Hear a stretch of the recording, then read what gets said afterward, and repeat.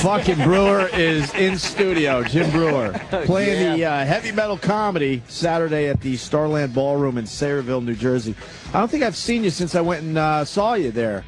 I had the big stupid beard. Is that where you were? No, you came to see me up in Nyack. Yeah, at, what's Palisades. Palisades at the what was it? Levity Live. I haven't seen you since then. We had a fucking blast up there. That was really good. You gotta try the meatballs. That's all they shove down your throat. The meatballs. You gotta try the meatballs, Jimmy. This ain't no regular comedy club. And fresh chocolate chip cookies. Fresh. And we were howling in the fucking dressing room to the point I think you were late to go on stage. Yeah, what were we cackling about? You fucking, this guy, you have Didn't so have many my kids there or something? No, we were talking about houses burning down in the Outer Banks. Oh yeah, I never told that story. Good God, that's hilarious. And I'm thinking to myself, fuck your material. This guy could just go on stage and just for example, and just tell the house burning down story from the Outer Banks. That was great. I almost burnt down the entire Outer Banks. Oh man! Could you tell? Do you mind? Not at all. Because I was howling. No, this is great. Long Island, South Shore, white trash, heading to another state and haven't been out in a while. Every year, for like 2 years in a row, I would rent 2 houses down on the Outer Banks, and I'd rent it so far. I'd rent it as far north as possible. So you have to go on the Outer Banks and then drive on the beach. The 4x4 beach. The 4x4. That's where I get my house every summer. Because I have so many heavy drinkers in my family, I didn't need them driving around in North Carolina all night. Right. So we would go at the far north end of the beach where the fence was to get into Virginia. It's at the actual border. Right there. I was at the border. So I have 2 houses, and there's nobody near me, so they get as loud as they want. Matter of fact, the first night, now we had the kid house, and we have the do whatever you want house. Of all people, everyone in the do whatever you want house is usually 50 and over. Right. They don't even get off there. I don't think any of my sisters saw the beach that week. Oh, really? I swear to God. The beach is literally right in front of you. It's 40 yards. It's in front. There's wild horses there. Both my sisters never even stood up. They just urined, cut a urine hole in a bench, peed, drank jugs of wine, smoked 4,000. My one sister's married to the big, thick German. He'd start drinking Heineken at 9 with the eggs. And so the first night we go to bed, and it's like 11 o'clock at night. And for down there, that's about 4 a.m. 11 o'clock at night is 4 a.m. because you start early, you drink all day, you go swimming, you see dolphins, horses. It's a big, long day. So the end of the night, I hear like this music. Like, what is going on? I look in the next house and there's these guys playing guitar. Like, I know no one in my family plays instruments. Like, who's at their house playing guitars? These fucking yo-yos were so loud, the locals were like, "Hey man, someone's having a big party." And they came out of the woods. Now you got to see the locals down there. Oh man, this is where convicts live. The houses right next to the ocean are fucking beautiful. Elevators, pools, you name it. But you go in the backwoods, which is right there toward the Bay Area, and it's fucking. They're convicts. I'm convinced they're like making moonshine, and crystal meth, and all sorts of shit. And there's slavery still going on deep in the woods there. So without a doubt, hands down, something's going on. So anyway, before it's locals, it's just partying our brains off. Now, before we get there, I usually rent a week with my family, and then a week before that, I get my friends from Long Island. So why don't we go there before my family comes? Now, it's 4th of July week. So as we're going down, we stop in Virginia. Oh, yeah. And I think we must have dropped, I'm not even exaggerating, probably $1,000. Easy. For south of the border. Easy. $1,000 in fireworks. Fuck. Now, we get to North Carolina. We're all hopped up we haven't had a display like this since 1978's block party, Jefferson Avenue, the big fire walk-off. This was a huge event. There's no trees to interrupt. This is great. Perfect. Now, whenever you get down there, have you ever been down there 4th of July? No. No, I always go in August. It's better than the Hudson River. Yeah. And it's all local shooting these things all over the water. So it clearly says everywhere. Don't even, every sign, every turn, don't even listen. Don't even think about shooting your goddamn fireworks off. We will arrest you. It is a federal offense. Don't shoot your goddamn fireworks off down here. And they must stay on the ground. No aerials. Well, of course. Now we wait for night. We can't even wait for night. Now we figured before, now we were afraid of getting caught, so we went on the local street. Now the local street on the beach is all sand, so it's impossible. If someone called the cops on you, it's going to take 20 minutes for them to show up. Okay.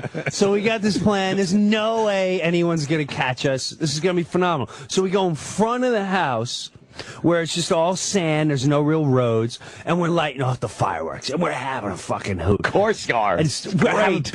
We're wasted on wine. We're blasted shots. We're having a great time. Bringing back the buzz of 79. We're going back to 1979 in Rosedale, behind the bowling alley. It's the great buzz of 79. We haven't had this much fun since we stole wine coolers from the Chinamen. So we're hooting up, we shoot off fireworks. We can't believe how great this is Great now. time, yeah. We're like, let's save the biggies for the beach. So we take them all up and we leave them we basically just cover up. Now the wives come, mostly mine, and she's like, you can't leave the fireworks out and trashed out on the street, and you should put them in the garbage. We'll put them in the garbage, but they're hot. We don't want to put them in. Just put sand in them. And Oh no! So we take the firework garbage, we put them in the garbage pails, and we throw some sand on them. We're buzzed, so it's probably not as much as we should have. So now we head to the front. Now we go to the beach side, and we're lighting the big ones off. The ones where you need the pipes, tubes. Sure enough. I love those. What a great sound that is. It's great, man. Holy shit! Umbrella!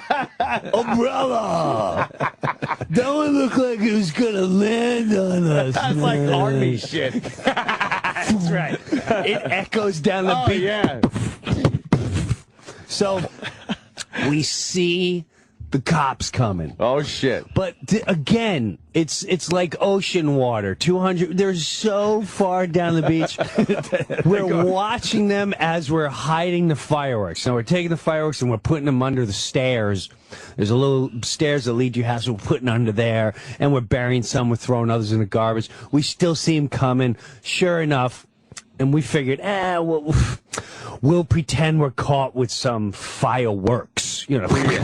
Yeah. So he stops, and he goes, all right, I need ID from all of you. So, whatever, we're taking out the ID. And he goes, now, I'll have you know, you gonna tell me where the fireworks are, because I clearly saw you lighting them up, or I'm taking each and every one of you to jail. Oh. I instantly panic. and I'm like, listen, man. And before I can even finish my sentence, I have to say, my friend Larry, he works at FedEx. He's blue collar. He's like, listen, bro, I don't know what you're looking for, but we got it. You're coming up negative here, bro. You're coming up here negative. You got nothing right here. You might as well put your pen away because you ain't writing a report. I don't know what to tell you. We all know that guy. I know that guy. We all know that guy. I know that guy. And he's got his own sayings. He's telling the guy, he's like, bro, negative. I don't know what to tell you. Coming up negative. Put the pen away. You got no report to fill in. I don't know what to tell you, bro. So he's sitting there, but he's not buckling under. The cop goes, I'm going to start searching right now. He goes, bro, do what you got to do. Bring the dogs. Do what you got to do. We're right here for your exposal. Right here, your exposal, bro. Oh, shit. So the cop starts looking around. My heart's now we're all looking in areas. Fuck. He's asking us where we're staying. He's like, bro, I was just visiting. About 6 houses down. We're not telling him we're staying right here. All right. So he starts looking around. We're all figuring out where we're going to dart and how. If he sees one. Because if he sees one, there's 6 of us. He's fat. There's no way he's outrun us in the sand. Can I ask you how long ago this was? I'm going to say 5 years tops. So you're well into adulthood here. Oh, yeah. This is a story you do when you're 19, Jim. I've got 3 kids sleeping in the house. I got my baby sleeping in the house. Okay. Just wanted to know. So with that, he finally drives away. He's like, I'm telling him, if I catch you, I'm gonna find out what house you're in. He's like, bro, all clean here. We're all clean. We just told you we're all clean. We're not like that. So he drives away. Now we're laughing. We're enjoying how we just got out of it. Got out of the Southern Police. Now the homes there have 3 layers. It's literally like a Tony Montana house. They're just gorgeous. And we're looking over the beach. Now my blue-collar friend Larry, his wife was pregnant. Thank God. There's a reason why I say she's pregnant. We're all winding it up, buzzed, enjoying life. She comes out of the house. She goes, I'm really tired. My feet is swollen. I'm getting cramps. My back hurts. I'm going to bed. So, all right, good night. She comes back out about 3 minutes later, very calmly. Guys, there's a really, really bad fire in the front of the house. Oh, shit. Really, really bad fire. But that's how she said it. And, of course, we're like, yeah, sure. My one friend's got the, hey, he's got the pipe. It's great. The fire helps the earth and the water. So she goes back in. She goes, no, guys, you really have to do something about this fire. And she's holding her belly while she's saying this. She goes, it's a bad fire. I'm not kidding. So as she says that, I swear to God, in like slow motion, I just kind of look up, and as I'm getting up, I see a glare coming over the top of the house. Oh, shit. And I get up. Now, this is from the 3rd level of the house. And I turn, and through the living room and through the kitchen window, I could see the top of a flame. Oh, man. And shit. And I'm looking. That's 20 feet high, easy. Easy. And I'm looking. 20-foot flames, easy. And we all go right in the front. Yeah. And you see. Oh, no. This fucking thing's about 20 feet high and 8 to 10 feet wide. And it's in the front of the house. We're like, oh, my God. Now it's August, so everything is literally like a matchstick. Everything can burn. There's no. So we go running outside. Now we go run outside. We're literally like dogs. We're trying to throw the sand on the thing. Like, you get that section, and we're taking our shoes and we're scooping sand up and throwing it all over. The girls are taking buckets and they're running to the pool and coming back with buckets. Bucket brigade. Now you gotta remember too, all this is in the sand. So when you run the house, it's a good 100 feet. Oh, so by the time they come back, the bucket's half full. They're out of breath. They need help to come and get them for the relay race. Now the locals are out there. And they're like, you better call the fire department. It's gonna spread to the rest of the island. And as they're saying that, you literally, I swear to God, you'd see one little spark come floating off the tree. Oh, man. And go maybe like 8 feet, and the minute it lands, it would start up. And this thing's heading for the next house, and it's heading for our cars. So I'm going to say we got it about 60% under control. 60%. The fire department. Yeah, we have about 60% under control. We're hoping by the end of the day we can really get a bite onto this thing. 60%. Oh, man. So I'm all worried about the cars. We start getting the cars, and we're moving the cars so the cars don't blow up, but it's heading for the other house. That's what I'm starting to freak out about. Oh, man. And so now we got a hose. Another guy comes out with a hose, and we'll hose it down. 65% under control now. The fire department comes. They put it out really quick. We have to fill out a report. Oh, yeah. Oh, boy. Now, that same day, all right, earlier that day, we started cooking. I forgot about this. As we were cooking, now their gas stoves are on the top deck. So, you know, cooking burgers and blah, blah, blah. And we're in the kitchen. We turn around. The top deck is on fire. It's a separate fire? Yes. The barbecue had so much grease in it, it went on fire. It lit part of the deck. The deck is syringed. So we have this situation, and we have the whole front. Now, the next morning, we get up, and I am not. They had a row of trees and bushes, just all brown or gone. I mean, it's black, brown, and gone. Where we had the garbage pails, they completely disintegrated. So 3 fires now. Right, so they completely disintegrated. No, well, Two fires. But that's from the fireworks that they put in the garbage pails. So now we're panicking, going, you know, the real estate agent's going to come here.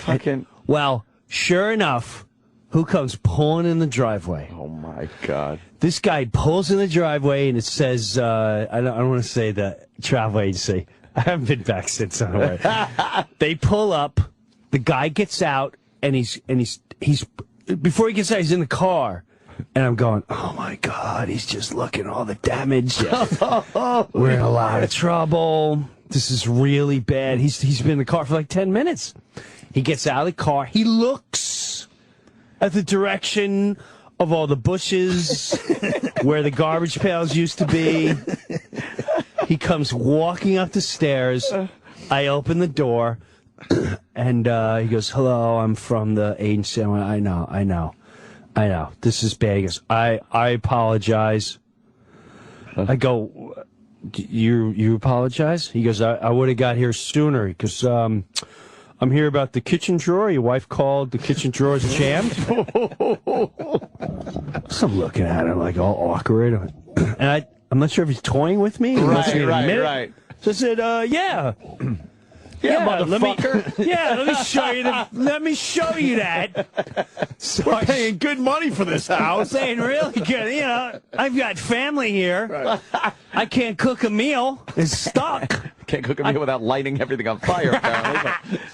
So he fixes the drawer, and before he leaves, I go, listen, just want to let you know, the barbecue went on fire. And he looks at you. Oh, this happens all the time. It's not your fault. I said, yeah, the cleaner should have done something with the grease or something. He goes, no problem. He goes, is there anything else? I go, no, sir. He goes back in the car, and he leaves. So now we know, all right, here's what we got to do. We go to town. We bought all new garbage pails and green spray paint. And we spray painted all the bushes and the trees. I swear to God. Green and brown, everything. It had no leaves and nothing, but we painted it all. And we had brown, and we were spray painting the sand. So, and we spray painted everything as if it was back to normal. And we came that close to burning down all the Outer Banks, man. That's fucking insane. 3 separate fires. Dude, it was bad news. That one that was the one in the front when the firemen came. What was actually burning in the front? What happened was the fireworks. The fireworks in the garbage pail. Right. started a fire in the garbage pail. Oh, and then shit. that thing completely disintegrated, and they put it on crates, wooden crates. Oh, so that So shit then the went crate up. went up, and then that lit up the bushes and the trees And once and the everything embers else. start going, And it's this had to over. have been a period of a good 2.5 hours. Wow. Between putting those fireworks in there and then going and catching another buzz and dealing with the cops and then sitting and All that relaxing shit, and enjoying and the the night. thing just brewing. Right. The fire's just fucking percolating.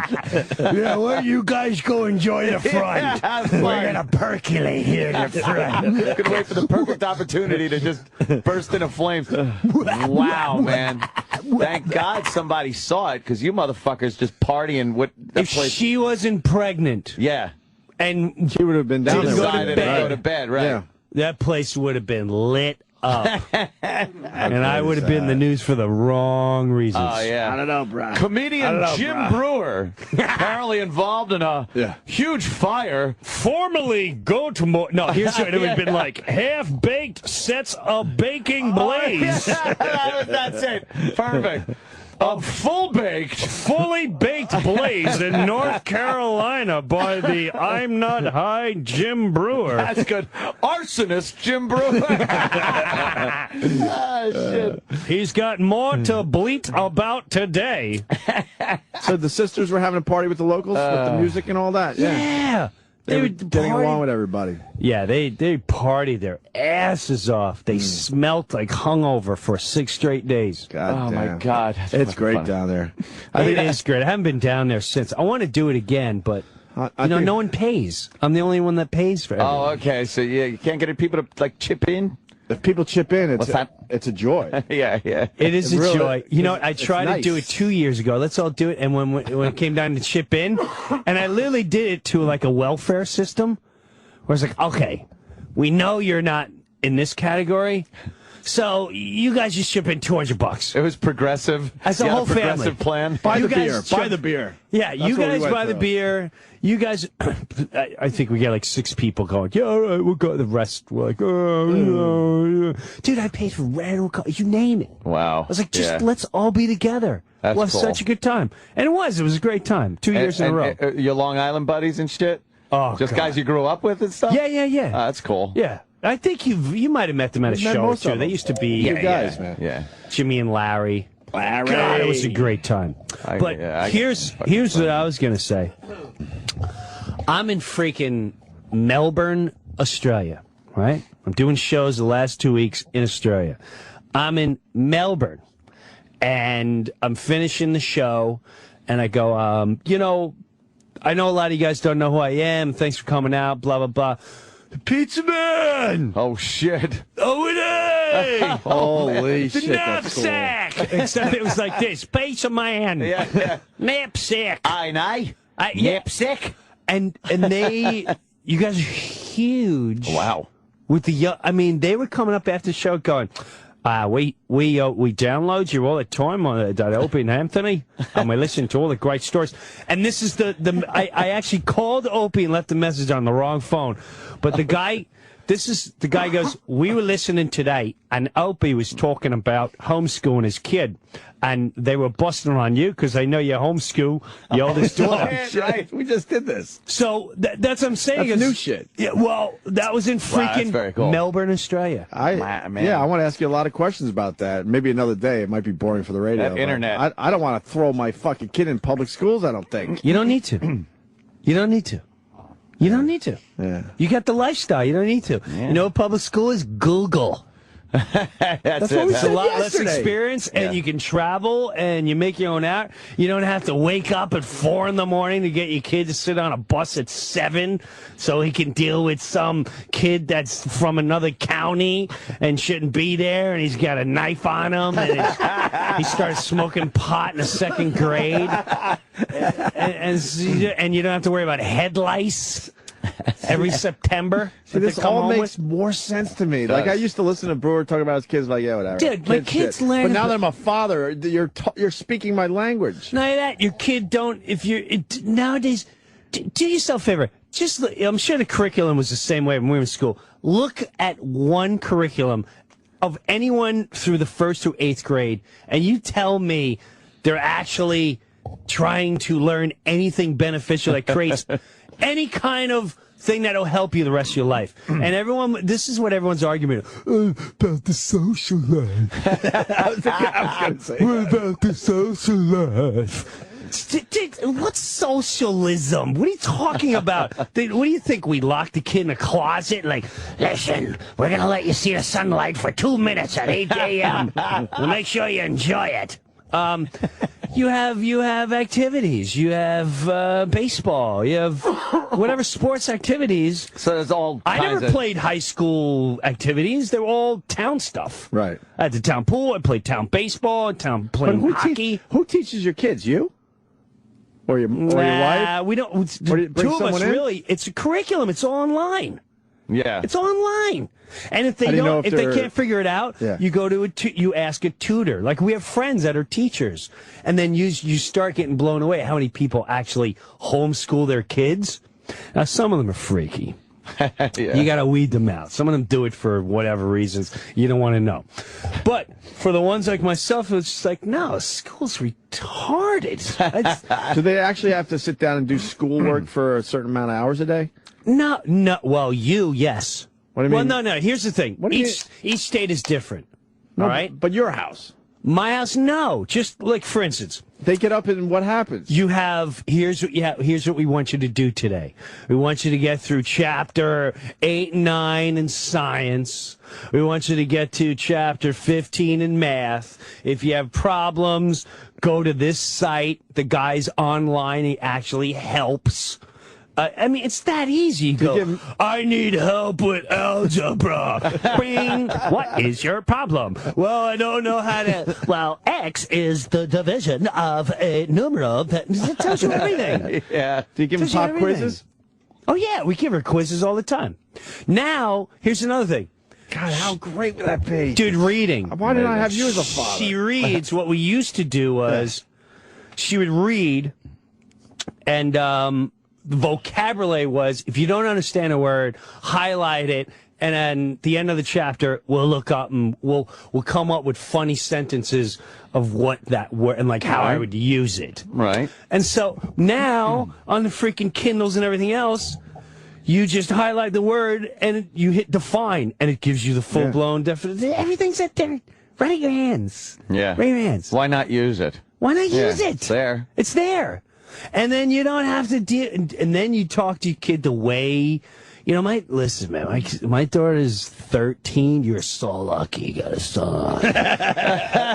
So lucky you got a son. I'm scared about getting a girl, man. She's got the body of, hands down, 15, 16-year-old kid already. And she's That's the problem. and she's 12. Oh, boy. Now, a couple of her friends, I shouldn't say couple, but there's a few where you're like, I know where you've been. Really? You know where they've been. And Already? you don't want your kid Going there. going there at that age. If it was it's so much different as a boy. Oh, man. She wants to wear makeup. She doesn't have a phone. I'm like barbaric. I'm the only dad who people, your kid don't have a phone? No, they don't have a phone. What would they do on a phone? Well, what if you drop him off at the mall? I don't drop him off at the mall, jackass. He's 12. He's dropping your kid off at 12 at a mall, and then don't get mad when she's, Yes.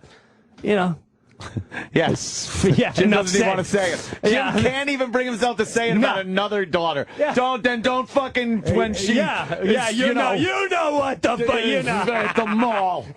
Fucking mall. Breuer. Holy shit, that's got to be torture for you.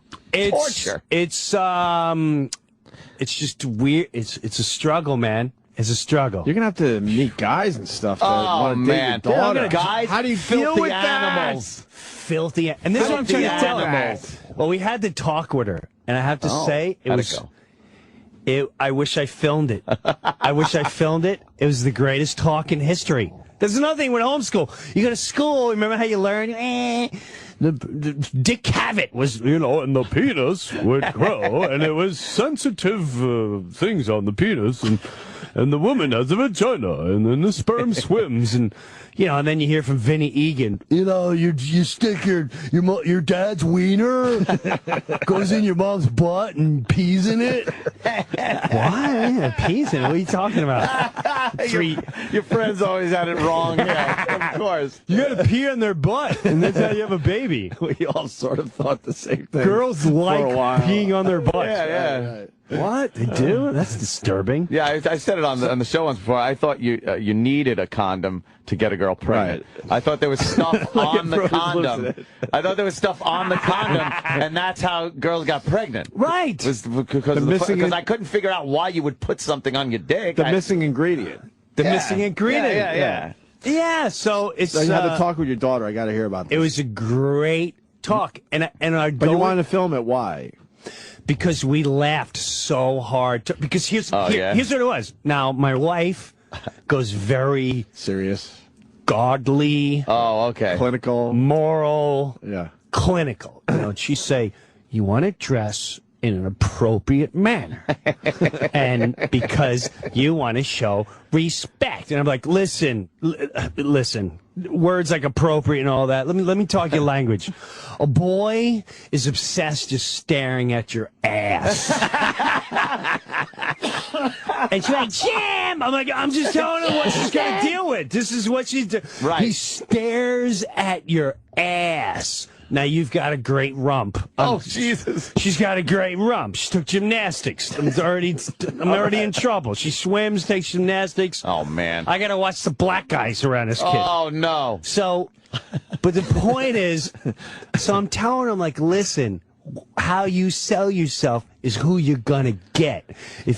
Boys have no clue until maybe 15, 16, 17, where they actually will go, well, I may never date anyone ever again. I may want to marry her. That maybe 15, 16. Before that, it's just, well, I'd like to just see what it's like to stick a thing in there, and I'll see how fast it lasts. I'm sure it's going to feel a lot better than the stuffed animal, like the hole in it, and my sock and everything else, and my catcher's mitt that I put oil on. Oh, goddamn. So...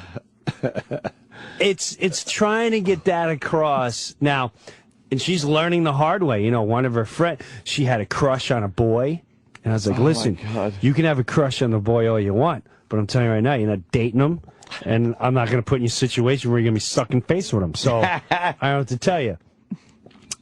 Now, her best friend, she would tell her best friend, I think, knew she was trapped and went for it. And snagged the boy that she had a crush on. Now here it is. This is her first emotional, like, my best friend came and just took that and the way that, and she dressed.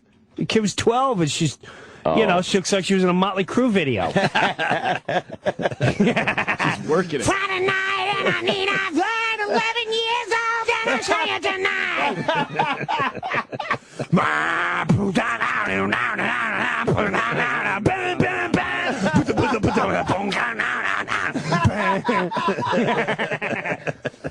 So, I mean, wait till you don't think about those emotions, but that's how kids start getting anorexia, and they stick fingers down their throat, and they start doing dope, and they what a nightmare. Anything to get that acceptance and fucking, you want something, Yes. you want to get it, you don't want other people to take it. Right. So for 2 weeks, she was trying to purposely dress it. I'm like, listen, man. just because that's what she got. And it all turned out because whatever, I'm not going to get into details, but Oh, boy. it's just, dude, you have no clue. Daddy Breuer's hilarious. It's exhausting. It's just, he's like, but Jim, his whole life, I've watching Jim and stuff, and then knowing him for years with this show, Jim is just throws shit out there and stuff. This is the only time I've seen you tentative with things. You're like, you want to say shit, but it's like, yeah, I'm a dad, but I don't even want to think about that shit. Well, what's funny is, And he's got 3 daughters. Oh, God. because of the internet. Hell. they'll listen to everything that I'll say. This will be, there's some guy in Melbourne right now going, I know Jim's daughter's Facebook page, and I'm going to send the link. Send her a little link. So I literally have to edit whatever I say in life, I have to edit it, because knowing that I'm going to have 3 little ears and eyes pasted on that, like, what is Dad saying right there? So, dude, They're trying to figure out your combination. They're trying to figure you out. Man, I'm sweating right now. Through your performance. What about the drugs at that age? Are they around yet? I haven't seen it, but yeah, it is. Oh, man. You know, it's big in my area is heroin. Oh, that's nice. Heroin? Yeah, they're snorting heroin now. At what age? Probably 12, 13. No, there you go. Especially the richer kids. The richer kids, it's funny, I started working with, I started going this drug addiction program and talked to some of the kids and all that. All from parents with tons of money. Yeah. It's amazing. The people with money will look down on the low-level people, like, well, that's because they got 8 fathers, and they're all crack pipe addicts, and they're lazy, and they ain't got no job, and they're on the welfare. Yeah. Meanwhile, the ones saying that have so much money and are addicted to working, they're not around for their kids, and they're all snorting heroin. Wow. That's fucking amazing. They all had, like, billionaire parents, and some of the parents would roll up on with a freaking town car and a limo to see how their child's, I'm paying great money for the rehabilitation for my child. Like, wow. Why don't you go say hello? Yeah, how about you say hi and look at the facilities? Right. Holy shit. Yeah, so, the drugs are there, but I think I'm going to have a good grasp on what they're doing. Yeah. Well, none of that. But you're being a father. Well, yeah, you're taking it seriously. You work hard. You have to take it seriously, but I know Breuer pretty well. But I also sacrificed. You work hard, so I can go through those.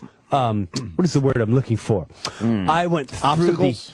The experimental to see, like a cake testing, so I can explain to them what cakes to avoid. Right. Do you understand? Exactly. Yes. Been there. I tasted many elements, and I can also tell when someone has been eating certain products and cakes and cookies. Jeez. So I'm going to be well prepared for everything they try. We got Jay Moore on the hotline. JJ. What's up, JJ? Jimmy, what are you, a little lost? Why don't you stop now? Will you stop? What are you, a little lost? Taking drugs? Why don't you go back to, you know which way the jungle is? Hey, we improved mass transit. We lengthened the vines. Jesus Christ. Oh, my God. What the fuck? What are you, a little lost, Mookie? Hey, listen, there's no fruits in these trees in this direction. Head the other way. You're a good climber. What are you doing in this neighborhood without Shea Stadium that way? There's no hoop courts around here. Hey, just I almost just said something like that. They're close. You're up early. What are you, filming a sitcom? And he just handed me a dead bird, which is fucking... Oh, that's cute. That is cute. Where did you get the dead bird from? In the backyard, I let the dog out. All right. I'm tired of cleaning up shit and piss my entire life. The whole house just revolves around people's shit. Oh, man. And then the baby comes out. He's in the yard a little bit. It's like kind of dark out. And he's like, I go, oh, what do you got, a little ball? And I go, oh, my God, get it away from me.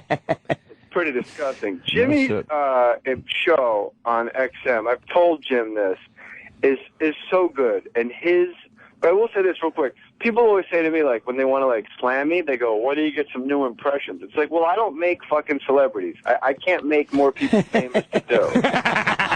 You know what I mean? Like, if Colin would get more famous... He does a good Colin. Oh, of course. Yeah, it's amazing. All right. Don't make a big deal out of it, Jim. Yeah, I did drugs when they tried to teach us Canterbury Tales. Does that count?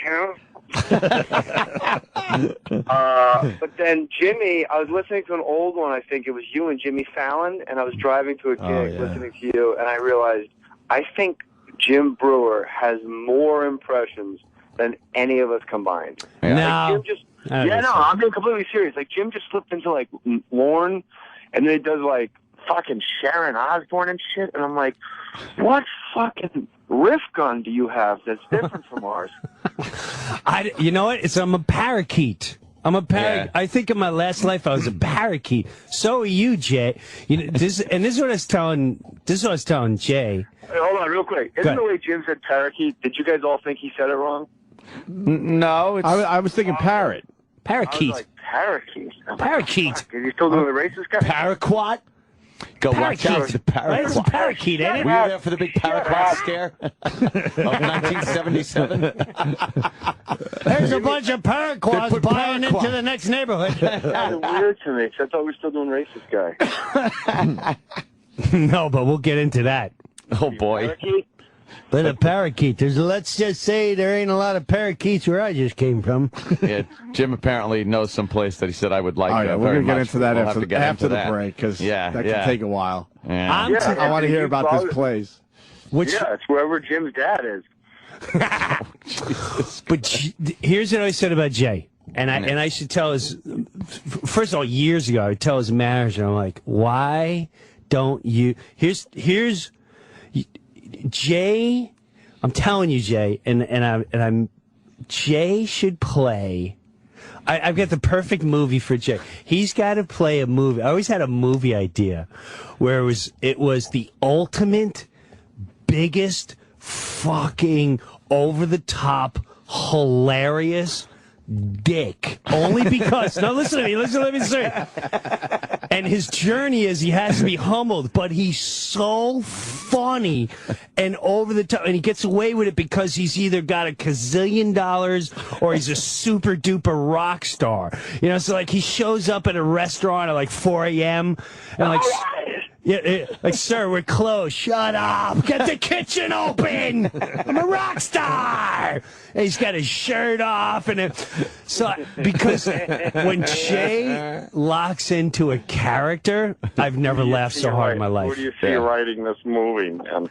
Well, I tell you what, I've got this great new deal. Unfortunately, it's with Dane right now and his new sitcom, but I tell you, Jay did a great job at his Mr. Brooks audition. It fucking sounds... Maybe it's because I lobbied for 4 days for Dane to get the part, but good luck, Papa. It's the perfect fucking business impression will that no one squash knows. you. No like one a knows it, bug. and it's perfect. It's perfect. oh, Jimmy, we do Lauren explaining things to you. Explaining When he things. shows you out, you did Lauren. Which one? Explaining how I don't know. It was like you were. Jim. It was Lauren hold on real quick. It was Lauren reassuring you, but you don't realize he fucking pushed you out of the office in the meantime. I'm trying to remember which one, but I do remember this right before, and you know, this is something we never talked about too, and I feel like this is when, like, me and Jay were very close, and then we had a weird stage, and now we're back and everything. It's like old brothers. Yeah, that's my motherfucking homeboy right there. That's my man right there, Jay Moores. We got each other pregnant. Jay Moores, a brother from another mother. My sister from another blister. I don't even know what that means. From another... Drink off the water is my biological father. Jay, what the fuck is I just gonna say? Lauren. You tell me about Jay Oh, Lauren. Foster Farms chicken. I mean, nobody said it that way. It sounded good, though. But Lauren goes, when I first right before I got SNL, I'm the last guy to get it. And the people don't realize that Jay was released when I got it. So it was probably, did that ever give you weird feelings? Never. Never. Okay, good. I never even dawned on me until you said it. No, I'll Why never don't we forget. cut Jay loose? We found this young boy named Jim. No, he didn't want me. He didn't want me. Why? Didn't? No. I That was don't want Jim. I don't know why Marcy's so high on him. that's what I think. The NBC one of this. Ryan Shiraki says Jim gives him great calf massages. We might as well keep him around. I'm doing old Jerry Lewis now, so I stink, as Jimmy would say. Right before I got it, Lauren goes, you know, there's a lot of people here that really want you to be here. There's also a lot of people that don't. Holy I have to go to California and make a decision for the press announcement, and we'll let you know then. And that's literally an amazing impression. That's- Every Lauren impression you've ever heard. That's how it goes down. That's a tough spot to get started in. Oh, dude. Holy fuck. It was. You're nervous as hell. You're going to be on network TV, and that's well. But when I got that, Jay got, what do you call it, the Tom Cruise flick. And I was like a little girl, like, you're reading with Ty. He's like, Breuer, relax. Breuer. I'd go over to Jay's house, and Jay would drop names like he's talking about ordering food. And he's like, yeah, me and Emilio Estevez. Oh, Emilio, you're hanging out with Emilio Estevez. And this is when Emilio Estevez was still Emilio Estevez. Right. He'd be like, Yeah, how about when I take shit for that? And then meanwhile, Jimmy goes, you know, me and Lars, nobody says anything.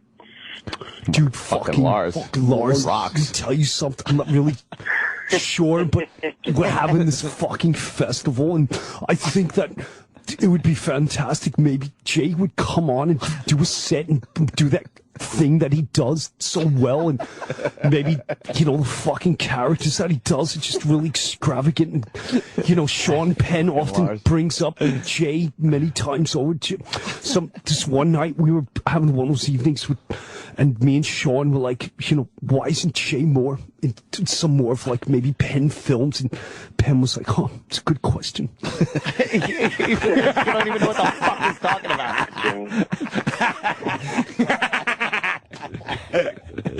I remember also, I don't think I ever told anyone that. What's that?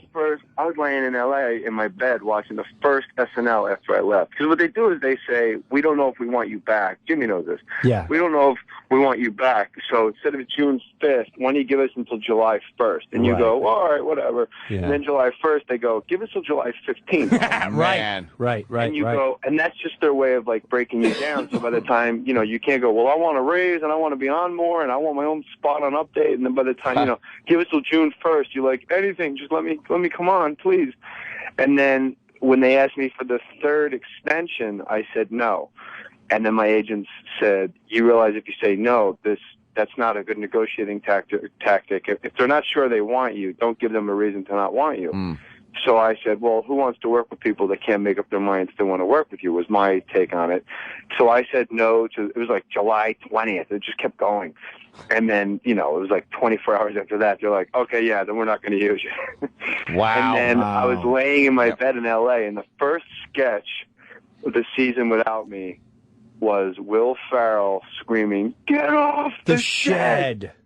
Get off. And I laid in bed, and I almost fucking cried, and I said, I have made an egregious error. Oh, wow. No, man. I am watching something so special. It's almost like when you hear the Ramones, like, this is so new. This is so now. This is like the wave just crested, and its name is Will Ferrell, and I could have been a part of it. I could have been a running mate, man. And you told them no. You fucking blew it. You got Tom Cruise, Papa. Who's on top of the world now? Holy off the shed. Wow. My son's looking up at me like, I don't know what a shed is. I don't know why I keep telling me, hey, fireplace. Why would you want to be in there? It's odd. Dead birds and fire. Were you a fucking caveman? goddamn kids. Yeah. Kids are adults. They're crazy. They really are. Adults. They're lunatics. And they go look at you like, nope, just thinking. Yeah. Yep. Holy fuck. All right, Jimmy, when you get back in. Oh, by the way, Jimmy, I'll take your thoughts off the air. Jimmy's take on Metallica ruining Guns N' Roses. He loves that. I haven't heard it. Can we do it after the break? I don't know Yeah. if you've ever done it on our show. It's one of the most salient things. I was driving, and it made like I still loved think it. about that shit. I know you are. And the reason why I know that is because, I I don't know if you said it on a podcast or a radio thing, but some guy came to me, he's like, Jay Moore just was on some rock station. He was talking about how he was listening to you and what your take was on how Metallica ruined Guns N' Roses. Wow. Yeah, I watch your balls all the time when you're not around. Yeah, He literally, It was a revelation for Jay. Well, I got a lot more for you, Jay. We'll do it on your podcast. Opie, I thought the whole point of satellite radio was you don't have to hit the posts. Look at me sweating. Let's go to Rape Kit and Crawl Space. Rape Kit and Crawl Space. My favorite show. I want to hear this Metallica breakdown. Oh, man. All right, well, I love you, Jimmy. I love you. Hey, man. Thank you, Jay Moores. Opie, my man. I'll see you, baby. More stories. I'll more see you in like 2 stories. weeks. About 2 weeks, yeah. More stories. More a podcast. stories. I'm a fan of the Podcast's more fucking great. stories, I got to say, on Jay's iTunes. a natural. Jay's on our channel this weekend because Jay gave Yeah. us a few hours and we broke Yeah. it down so people could hear it I on. started my own label. I left Smodcast. I got my own label starting tomorrow. See? Look Oh, at you that know what? shit. You Smart very man. nice. You know what? We might have to talk. It's the wave of the We're future. gonna have to talk. Wave of the future, Jay. Might have to The talk. future. The future. We see the future. The podcast will be a thing that will. Everyone will have a podcast in the future. The future. They already do. I know. I know. It's the future is now. All right, Jay. But we're the big Thanks, get. man. We're the big get in the podcast world. All right, more. Track. More stories, everyone. Thanks, Jay. Later, Jay. Boy. Brewer's here, fucking killing it as Saturday usual. night, Starland Ballroom. Yes. That's in Sayreville, New Jersey. Sayreville. Yes, and Home of Bon JimBrewer.com. Jovi. Jim Brewer does a very Oh, good God, that job with his fucking site. Woman. The tanning lady. Ugh, that's weird. It's disgusting.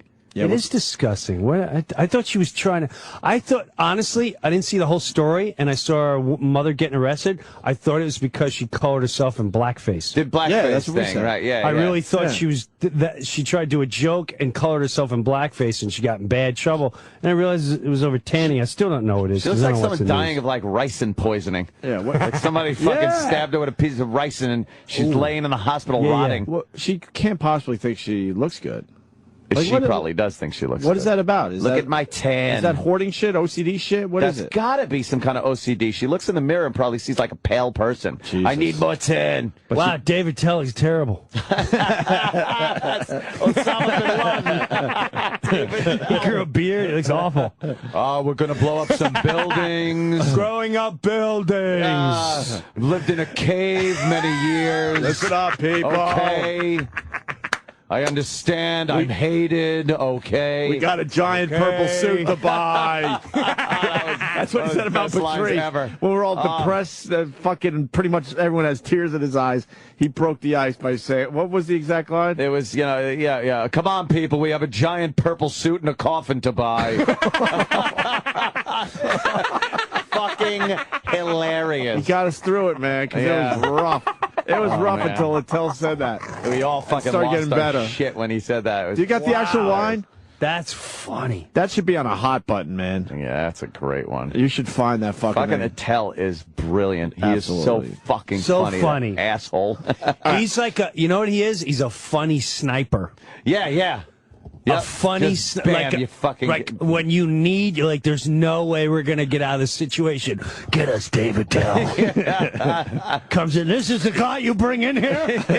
We're in the middle of something tragic. We just lost one of the greatest comics that's ever been here. This is what you bring. Okay, people. Takes a long drag of his cigarette. Okay, let's get a purple suit and a coffin, people. hilarious.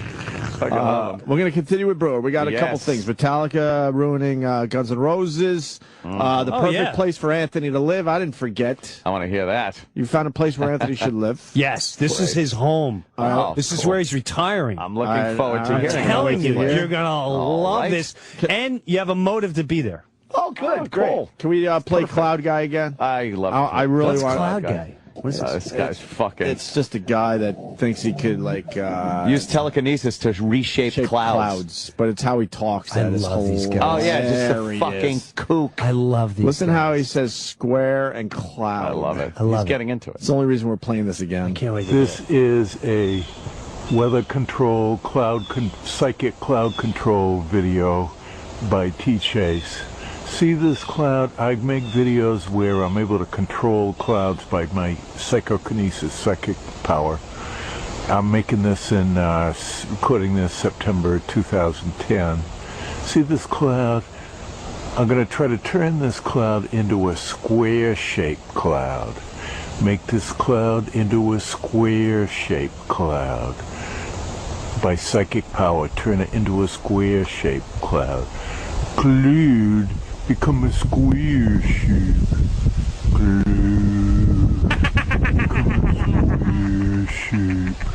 Cloud, become a square shape.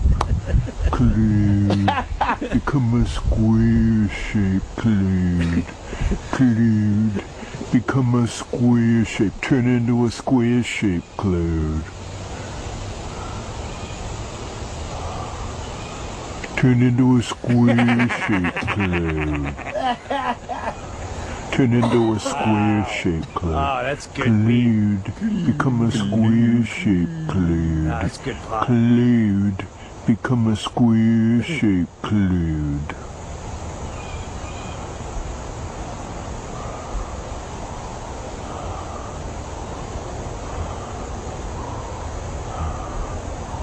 Turn into a square shape, cloud.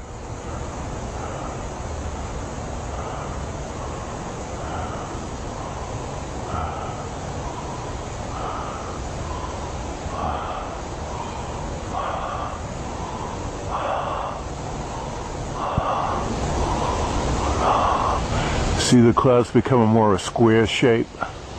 Cloud, become a square shape, cloud.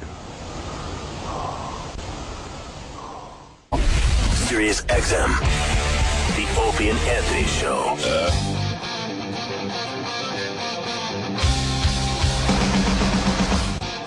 It's always been that way, but no one told us before now. New problem. I don't like that. No, that's a bad fucking I don't new like problem. the sound of that. We need to talk to Blatter immediately. Not stupid Gary, not stupid Rob, Steve Blatter. We got Jim Breuer in studio. Jimmy is going to be at the Starland Ballroom in Sayreville, New Jersey this Saturday. Warming up for the Metallica shows. What? It's warming up for the Metallica shows. Man. The Orion Festival.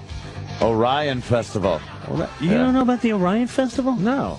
What's going on? Metallica's doing a festival in Atlantic City. You don't know about that? And that's why you're down there? Well, I'm playing that festival, and I'm hosting the comedy tent, but I'm also doing, next year I'm going to start touring, I come out and do stand-up, and then we do the rock comedy freaking thing. It's going to be big, ridiculous, over-the-top 80s metal-looking show. Holy shit, that's awesome. I had no idea. Yes. That's great. Yeah, that's what's going to. Yeah, I feel like it's almost an inside joke. You really don't know? I swear I don't know. Wow. You don't I even didn't know that? No, Are you not Metallica fans? Is that what I that am a is? Metallica I am fan, a but I didn't know Metallica they fan. were out. You didn't know they were playing a festival here? Hells no. It's their first one. Here's my problem. I feel like life is passing me by because Well, you got a kid. because of these hours and I have a kid. I went to the Bruce Springsteen show last night and I loved it. You're going to be hurt for a week and a half. I didn't realize how many people are just using their phones at concerts and stuff. That's how long it's been. Yeah. Fucking, That's all they're doing. All you they're see not- is a sea of phones. Yeah, I'm bad with my phone, but these people weren't even. I mean, we were lucky. We're really close to Bruce, and they spent half their time like updating their Facebooks, looking at other set lists from other fucking shows and other things. There's articles about Bruce Springsteen. I said this earlier. I wanted to tap the lady next to me and go, "Do you realize he's 20 feet in front of you?" He's right there. Even I know He's right that, there. and I'm on my phone a lot. You're done. Yeah, you don't even watch. Like, I picked up my phone. There was a couple slow songs for me. I'm like, whatever. And I did a quick little something. I'm not going to lie to you. But these people were on the entire fucking time. I'm telling you, I saw this. I saw U2, the Zoo tour or whatever. Zoo Station. And a lot of people didn't like that, blah, blah. But it was, there was, Bono is really deep and insightful. Oh, yeah. And he comes out at one point, and he's just singing, and they're really just like, yeah, what a great song. I don't know why it hit me the way it did. Had nothing to do. I already stopped pot, so it wasn't pot. He would take he came out on stage, and he had a camera, and he's facing it to the audience, and then he's looking at himself, and he's going, this is better than the real thing. And he just kept saying and singing that, oh, it's better than the real thing. Is it real? It was the way he said it really defined what was on our way. And he was doing that a decade ago. Right. And Really, that's what it is. You sit there and you watch. When I was at the did you go to McCartney? I saw McCartney at the Apollo. Yes. Yeah. All right, so you would. Oh, we were sitting right next to each other. We're in the same row.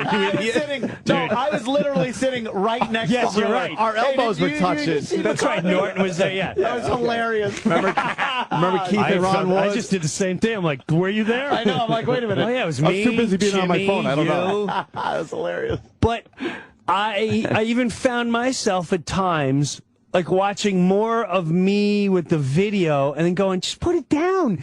Yeah. Enjoy this moment. Because you're never even going to look. And then you look at the video like, why'd I even film it's shitty this? video. Yeah, why are you filming? Sounds like this.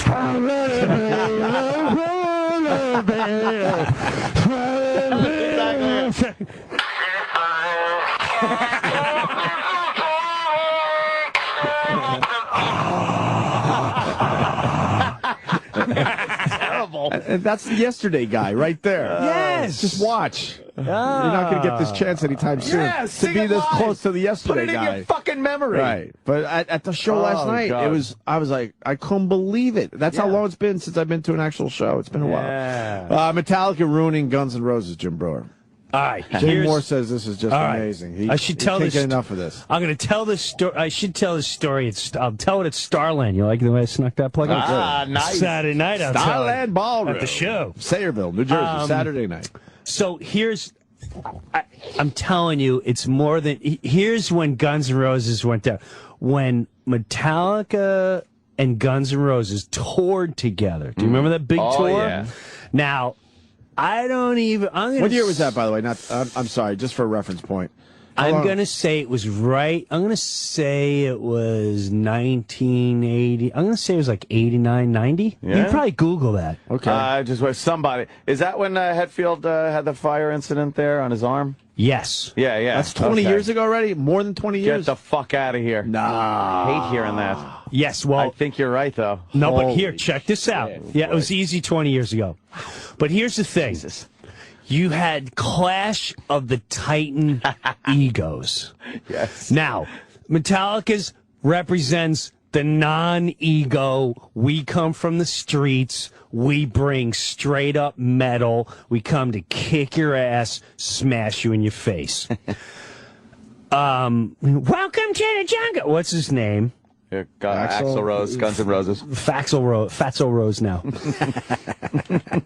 Axl Rose, brilliant at what he does. However, he comes as that, I'm a badass, I start fights, I represent rock, and we own the hard rock world.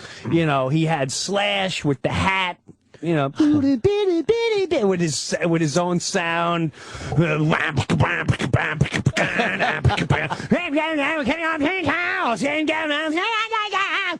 Now, the biggest tragedy they could have done was Metallica, and it was like, this is the greatest, and it was the greatest rock duo. Two huge fucking bands. Huge at the biggest time. bands at the time, right there. Hands down, Yep. You have Metallica and Guns N' Roses. Here's what the problem was. They'd made Metallica go up first. Metallica goes up for an hour, hour and a half. And I'm going to go out on a limb and say this is pre-Black Album. Wow. This is I think you're right. This Black Album was what, 92? No. 91. 91? 90, 91. 90, Yeah? 91. All right, so maybe just because before. I just moved to New York and I must have listened to it. I breathe it. I like, sad but true. Exit lie. I may war. Holier than thou you are, you know not. I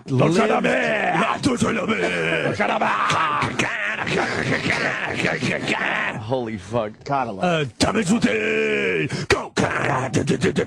So anyway, lived and breathed it. Now Metallica goes up pre-Black Album. They go out there with their jeans, shirts for an hour straight.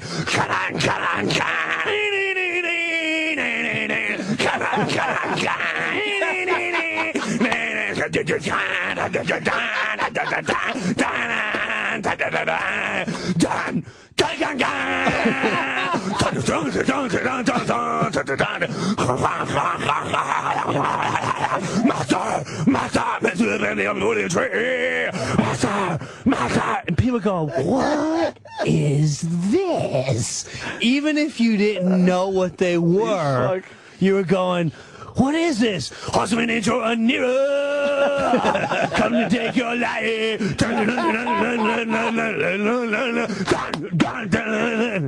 I mean, boom, ding, boom, ding, boom, ding, ding, ding. Every chick was going, finally, something that's not so scary. Boom, that, boom, that, boom, ding, dong, ding, ding, boom, ding, ding, ding.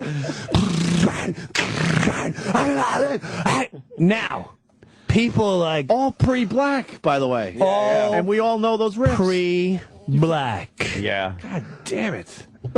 Searching sequences.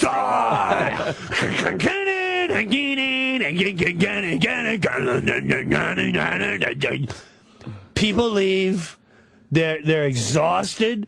They can't believe. Now, here it comes with white leather, a long cigarette holder. Take me down to a paradise city. Now would you please take me home? Come on, people! Come on! I'm not going out there for at least another hour. You tell them they'll have to wait for me. I'm Axl Rose, and we shall not go on to 11 o'clock at night. Wait for those Metallica people to leave.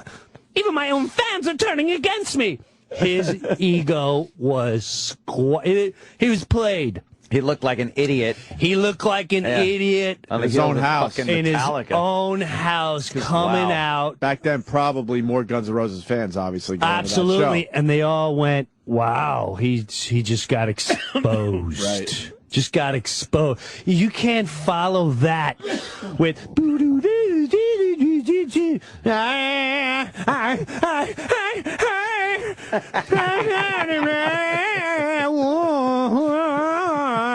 How long can we listen to Ethel Merman before we realize this guy's just wearing nice clothes and he's got bad teeth? And that was the beginning of the end, and they never, ever recovered from that tour. Wow. Ever. That was the end of Guns N' Roses as far as a band, a tour, as him as a star. He started losing his mind. He got fat. He lost off the fell. That was it. It was over. Couldn't get along with the band anymore.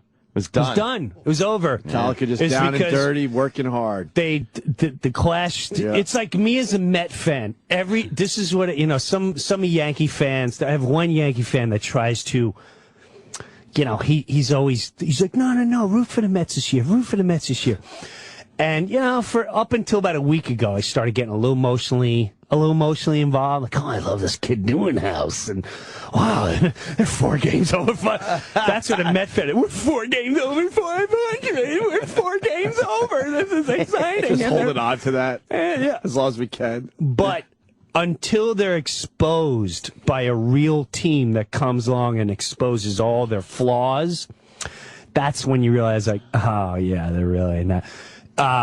Guns N' Roses was a hot chick, but then it got Metallica exposed them, saying, no, you're surrounded by a bunch of ugly chicks. You're not just a hot chick. There's a lot of ugly chicks around here. We just stripped you down. I truly believe his ego was squashed, and they never recovered from that tour. Yeah. A few people saying it was 92. What was? The tour? That tour. 92. What do you got, Sam? Which would be the Black Album. July through October of 92. Oh, yeah, even with the Black Album, then you're out of your mind to tour with them. And the Black Album was new. They're just promoting it. They were just promoting it. No one knew it yet. Oh, my gosh. Yeah. Oh, boy. And Appetite came out in 85, 86-ish, somewhere around there, right? Yikes. So what album did Guns N' Roses have going on? Use Your Illusion? Use Your Illusion 1 and 2 at that point? Yeah. And the Black Album. Well, that was an ego-driven fucking project, too. That double album. Faith No More opened? That's what I'm hearing from Tom the Mechanic. Yeah, Faith No More. They opened. wanted Nirvana to open, but Kurt wouldn't do it. Why? Because he's smart. Because he's smart. No, he's smart. I don't want to follow. Yeah. Me as a comic, I know if there's a guy that's just, he's kicking, I'm not going to say, I'm just going to say, nah, man, I'm doing my own thing, which really, I know I can't follow this guy. This guy's going to beat the snot out. He's going to make my life difficult. He's going to murder. I can't do this. I can't do this. Wow. Yeah, but Guns N' Roses, I was surprised at the time they went with that double album shit, too. No, they were getting late. I mean, if you put typical story. You put the double album together, it would have made an amazing album. Yes, it would have. But, that's the trials of life. No one was doing double albums back then. No. Well, there were 6 songs that were decent. 6 on the 2 of them. What'd you have? We don't need your Civil War. We don't need your Civil War. They had Axl yelling at some producer that nobody knows. Dude, I'll kick your ass. I'll put you in the ring. And I'm like, who's he yelling at? Who's he yelling at? His neighbor? A record producer? Who cares? What are you yelling at? Guccioni's son or something like that? I still don't even know. Who cares? Yeah, that's funny. What about November Rain? November Rain. It's a nice song when you're in the backyard or it's in the end of the night. Yeah, I loved Patience. All need is patience.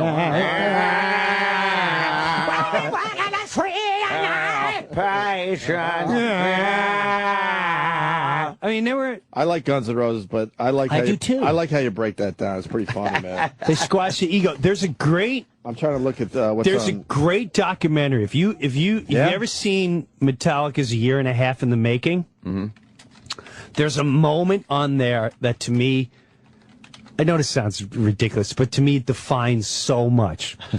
Now, as a fan, you look and you see Guns N' Roses. It's like Tom Cruise, freaking the ultimate mega star of stars, Slash and Axl, right?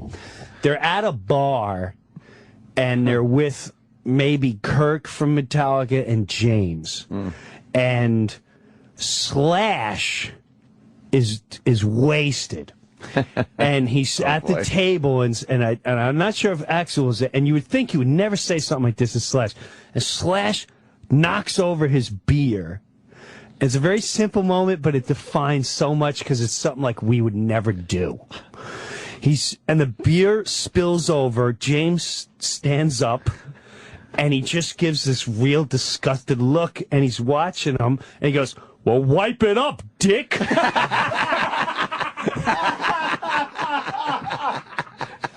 And that's just great. I just watched that moment like, wipe it up, dick. That just shows like we don't care who you are. Right.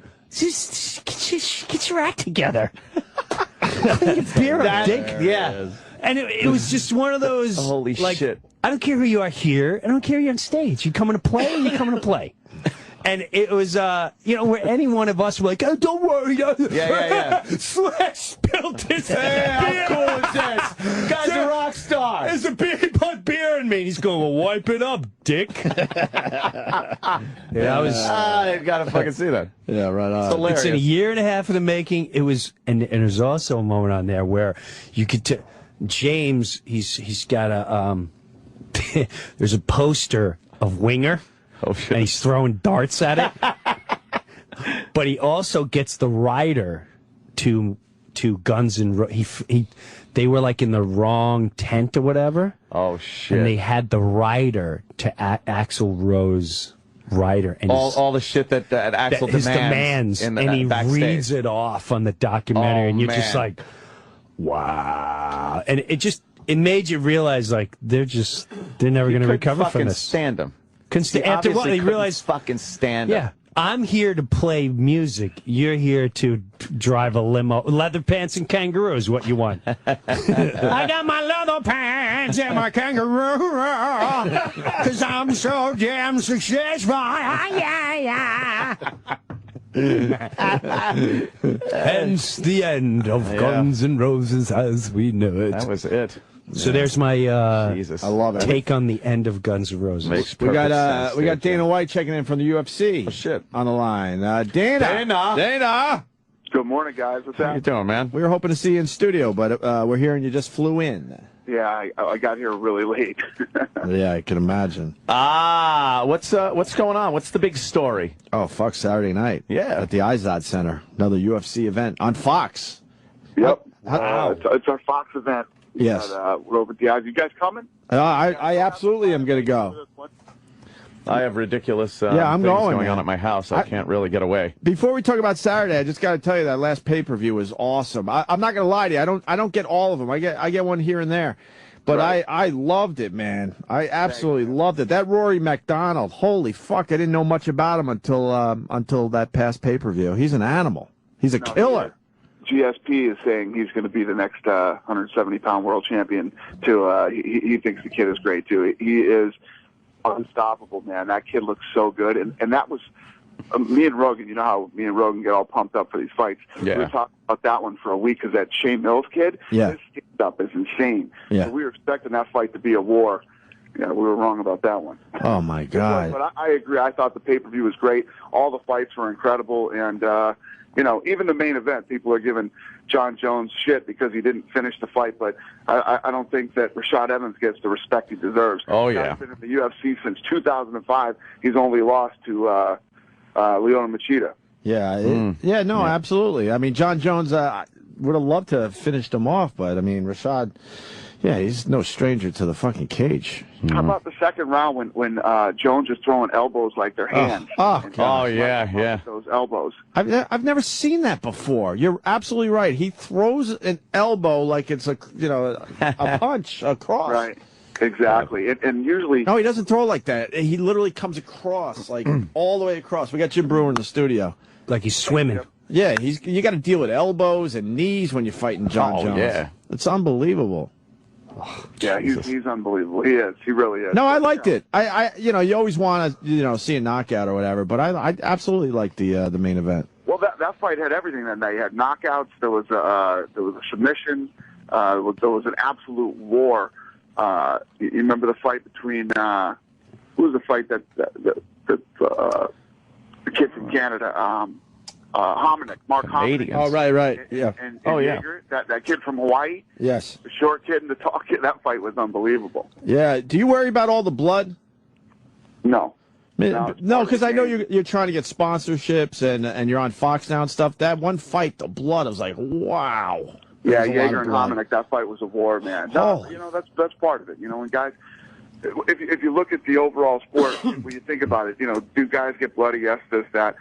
There's so many misconceptions about the UFC. There's never been a death. There's never been a serious injury in the almost 20-year history of the UFC. So you're going to have some blood. Yeah. No, that's cool. I don't mind it.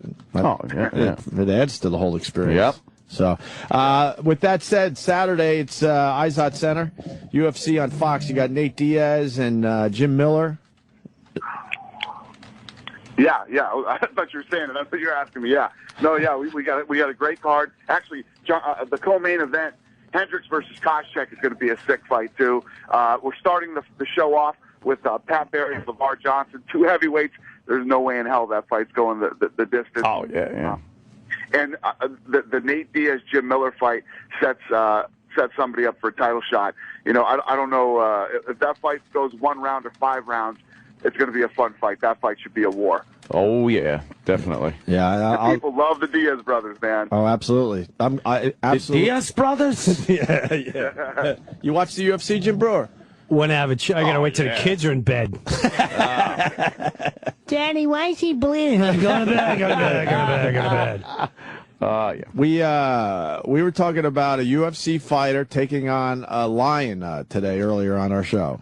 I forgot you were calling in too, but it just came up because there's this viral video that's out today. So we started thinking about what you would do if a lion attacked you, and then I'm like, you know what? That would be a great pay-per-view. And I know some of these guys would absolutely go for UFC it. guy. I know this is a complete. Guy would go for it, but I know this is a complete fantasy world. Not gonna happen. Trust me, Dane. Against I know that. a hungry lioness. Yeah. no way. What's funny that you guys say that. Fox did a commercial about that. Frankie Edgar from New Jersey. Yep.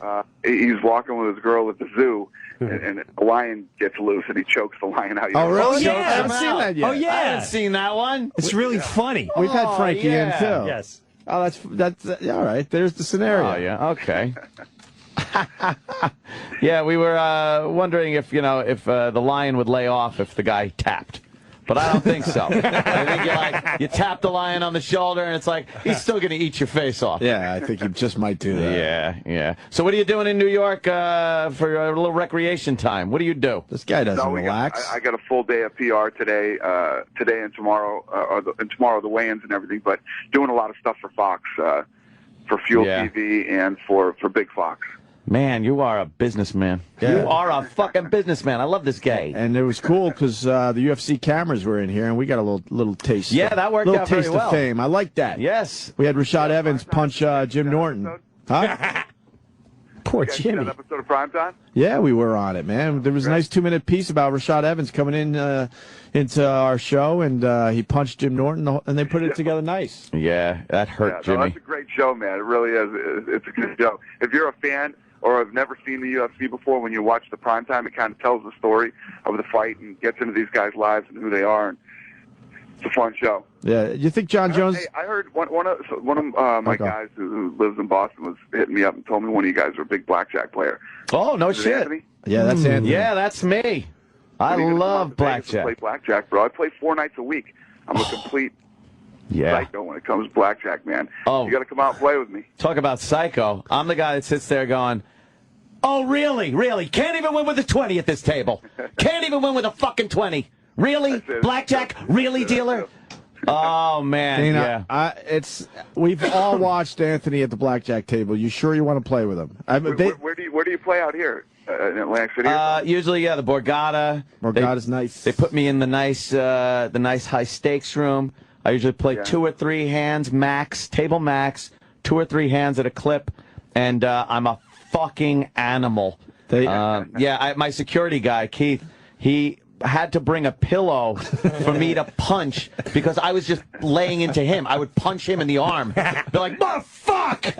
Mr. Cormier, could you keep your language? Yeah, it's not you. It's not you. It's fucking cards. It's cards. It's not the dealer. It's cards. I'm yelling at the cards, okay? Okay? Now, fucking dealer, give me some good cards. Chill out. He wants to play with you. Oh, no, I've gotten much better.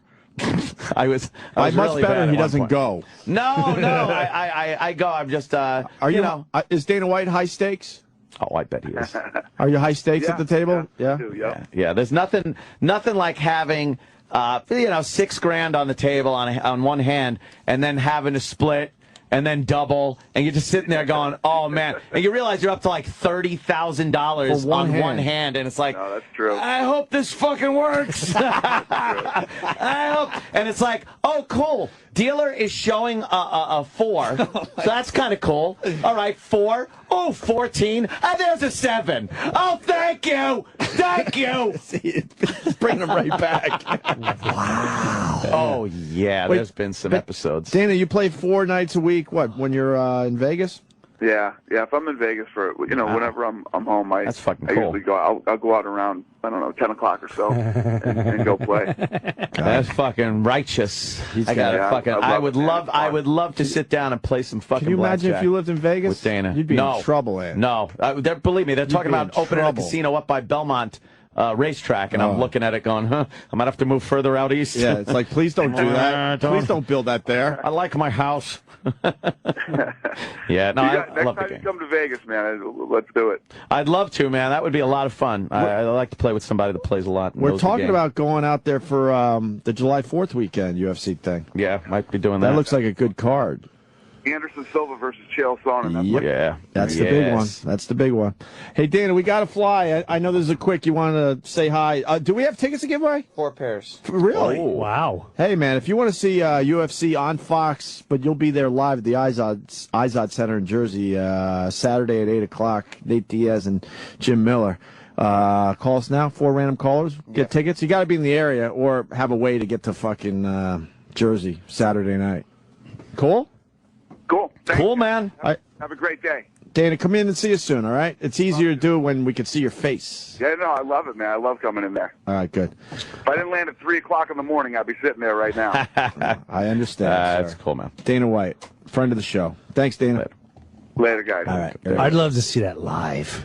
yeah, great. Yeah. I Is hear Rogan yeah. part of all Oh of yeah, them? yeah. Or? Yeah. I don't know. Is he doing the Fox Oh ones? yeah. Yeah? He's their Okay. announcer, man. Yeah. He's just good. He's And he's a fucking figured it animal, out too. because He what? Monster. he figured it out where when he's doing a UFC event, he's also doing his comedy that weekend. Dude, That's awesome. he has found his if ever was a guy that would have found his love in life, Yeah. It's And watching of- people beat the shit out of of each other. all things, for the UFC to come along, I think it was built for Joe to be part of that. Yep. Yeah. That guy. I yeah. remember watching him. We were kids, and he was on this thing called some baseball show, and I got in the pilot, and I played the dumb mascot. But while we were while I'm out in L.A., all he was like, "Dude, let's work out." I said, "Joe, let's I want to buy leather pants." He's like, "Dad, let's work out. Let's work out." I said, "I want to go and see if I can see Richard Pryor do his say." He's like, "Let's work out." So he'd bring me. He's like, "Dude, you play pool? Play pool." So we go play pool. I watch him just. He's a man. We're filming, and we're filming at Angel Stadium. We're done filming, and some poor and we're at the craft table having lunch, and some poor yo-yo had a karate shirt on, and he's just the only thing he had wrong going for him was he just he was serving beans with a karate shirt, and that's the first time I saw this fire in Rogan. Like, whoa, dude, I'm not sure if I know who you are. Yeah. And the guy, he's like, "Gay, you take karate?" And he's like, I'll just, if you any other, it's the weakest kind of fighting thing." And the guy's like, "Whoa, blah blah," and he's, "Dude, I'll take you out right now." And, like, Joe, you're filming. Yeah. Relax. The guy's serving beans. He wants nothing to do with this. You're kicking his ass. But he was ready to take him. I seen Joe engage, and I tell you what, it's hilarious. Yeah. It's entertaining. Why? I thank God I'm an ally of his. Yeah. Oh yeah. That's all I said. He's a monster. Does he just rip his shirt off? He is one of those guys? He's a pit bull Yeah. I can't even of imagine. humanity. That's what it is too. He looks like the kind of guy you could punch square in the face, and he would just like. He wouldn't even blink. He would just like, yeah. He would laugh at you. All right. You He see how won't big even his laugh. hands are? Yeah. He'd just grab you. And just Hairy, knuckly hands. He's built for fighting. He's built for fighting. for watching fighting, Yeah. talking about fighting, Fighting. All things fighting. I love Joe. He's Yeah, I do fucking too. great. And then he hits the stage. He's funny as fuck. Hilarious. He's great, man. It's just and when he gets stoned, the shit that he starts talking. This Is he still cosmic doing shit. that? Oh yeah. His podcast is he fucking really good. does his podcast, and you're like, The Joe what Rogan Experience is really good. Dude, Yeah. he What is Joe talking about? He's stoned. He gave me years ago. I went to L.A. to do radio with him. He gave me a lollipop, right? So I started having this lollipop, and I started really getting into everything. I'm talking like everything's so clear, and this is awesome. He's like, "Dad, I got a lollipop. That is like what?" And I followed him for like 2 blocks. Like, "Tell me more lollipops. Tell me more lollipops." Yeah. He tossed me like a cookie once. Really? Yeah. You tried the cookie? Yeah. I took a few nibbles off of it. Is it good? Yeah. I mean, Oh it yeah, good? yeah. Fuck yeah. Just like Jim, I started Learned a thinking, lot about aliens. Why am I talking so much about weird things? Yeah. he just looks like a problem. He's on the cover of Black Belt magazine from 2002.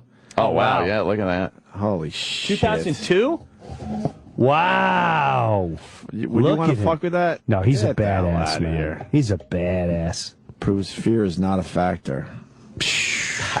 Hey, where's this place that Ant should live? Because I think we're right. We're coming towards the end. Kind of coming to the end. All right. Whatever. We'll figure it out. Okay. You need to move to either Australia Right. or New Zealand. Okay. All right. Did you check out New Zealand? No. But from what I heard, Yeah. it's even more of your tribal culture Right. than Australia. I've never seen. I've been to England. I've been everywhere. Germany, Yeah. Australia. I was like, there's like, it's so white here. I mean, they are white. Yeah. Did you And feel they're very uncomfortable by that? No, not at all. And I didn't really. The only thing that I was blown away at how many people they have, Asians. Really? Asians, and I think it's Chinese, are equivalent to our Mexicans. And what I mean by that, and I don't mean that in a derogatory thing, I'm saying every service place. Here, I went to an Italian restaurant. Chinese waiter, Chinese cooks. Wow, yeah. In like the authentic, the Italian guy greets you in the front, and then the Asian waiter comes up, and then you look at, and my daughter was like, Dad, look who's cooking your chicken parmesan. And they're in there like, oh, chicken parmesan. There was a lot of Asians. Yeah. I was blown away how many freaking Asians. But, matter of fact, there was one night where, and they're like kind of openly racist there. Oh, that's what I heard too. Yeah. Jim Jeffries said that. Yeah. I was in Sydney, Australia, and I'm doing a show, and as a joke, I say, wow, the one thing I've noticed about Australia is there's no Mexicans here. And there's not a lot of black people. And they go, that's because I can't afford it. It's too far from. Still can't afford it. And the guy yells out. And I said, wow, that was openly racist. And he goes, you got it. And like I wasn't, You got it. And you're not on your turf, so you can play that politically correct. Hey man, you shouldn't sit. Right. But they were just like, hey, I'll get. There was a big thing going on down there where these, I want to say they were Aborigine kids. Aborigines? Yes. Hey, it's Al. Aborigines. My fucking buddy, Aborigines. And they were in a car chase. They stole They stole a car. Of course they did. They stole a car. They went on a high-speed chase. The kids then led them to a very populated area, drove down the street, hit not one, but two women. Oh, shit. Dragged one woman under the car. The cops, shooting at the car. They shot the one kid through the neck, and they shot the other. They just kept shooting. They dragged the kid out, and as they're dragging him out, they're taking swipes at him, and everyone's videotaping. They dragged every single one of them out. The one cop is trying to bring the one kid back to life. That's on video. You probably look it up. Just say. And people started in the community where they lived protesting about what a bunch of monsters the cops were for the way they reacted. And it was such a play of politics and the way the media spins it and the way people videotaped it. Right. Where I give the police guy a lot of credit because he came on and they go, why didn't you shoot at the tires? And he goes, first of all, when we draw our guns, we're not drawing to stop someone. We're drawing our guns to kill them. What you're not even mentioning, in every protest, we're like, what are you, innocent kids, they're 14 to 16. Like, what people aren't saying is that when you're in a hightail chase, to me, I consider that attempted murder because you're putting innocent lives in danger. And basically, he ran over. No one's talking about the woman stuck under the car. How'd you like to be the lady coming out of a grocery store and she's run over by some thugs that stole a car that don't belong to them? How about we prosecute the parents that weren't there when the kids took the car at 1 a.m.? Why are children out stealing cars at 1 a.m.? As far as shooting at them, no, I don't have a problem for anything that's been done. And people are like, we should hang him. They should be prosecuted. But at the end of the day, I was like, yeah, that makes all the sense in the world. And to rip the whole thing up, they're fucking black. And the community was more like, we almost wish they weren't black. Right. Because if it was the way, no one would have batted an eyelash. Yeah. No one would have batted an eyelash if there were these young white kids. Shoot at the tires. I thought I was shooting at the fucking tires. Get it? They're black. Get it? Oh, my. But I didn't know this about Australia. They were pretty much all white to the late 70s. They didn't let anyone in their country. Nobody was allowed in. And then they opened up their borders. This is what I'm gathering from the streets of Australian culture. Yeah. After 1 week there. After 1 week, 4 billion Chinese invade the place. About 2 billion Indians. Yeah. And now the Sudans are trying to get in there. Oh, man. And they have their own Aborigines. Yeah, they have that indigenous Aborigine. Right, but they shoved them way in the north. Yeah. They turn out to be like the American Indian. Yeah, here. you guys live in the woods there. Eat your bugs. Have a good time. We'll be over here. Conducive to your lifestyle, I believe. Like eating bugs and sticks and whatnot. We like buildings and flying. We like sitting down like gentlemen, having a nice plate and a fork. You like shitting in your hand. We like toilet paper, things like that. And such. We like Yeah, they just throw these little vague toilet words. paper and such. Right. You know, you like maybe hey, mate, fucking sheep. I'm not one to debate what you do there, mate. But, enjoy your livelihood. We eat with utensils. You apparently eat with your shit hands. They really are. We have air conditioning. You like covering under a tree. Oh, man. You have a good time out there? What a great time. You loved it, huh? Yeah. I loved it. People say it's awesome. You guys would love it. Did you spend the money flying over, though? You did it right? Well, they flew me over. Okay. However, I took my oldest daughter 2 weeks. Okay. No, how long is the flight? 15 hours. Straight. 15, Obviously, 16 not- hours. There's nowhere to really Are fucking you just land. listening to the hum of the engine going, that thing's been going a long time. That fucking thing's spinning a long time. I did 11 hours once. I was out of my... Hawaii? No, I went over to Greece. Oh, wow. About 10 some odd years ago. And fucking, you see water for hours upon hours. That's the only thing. If you're going down, you're going down. It creeps you out. You're like, there's no chance they can figure out how to move. Nope. You're over an ocean for hours. Ladies and gentlemen, we seem to have engine trouble. Looks like we're going to have to ditch in the water. The only plus is I saw a couple of blacks on the plane. Get it? Get it? And all I could say is the great whites love deck meat.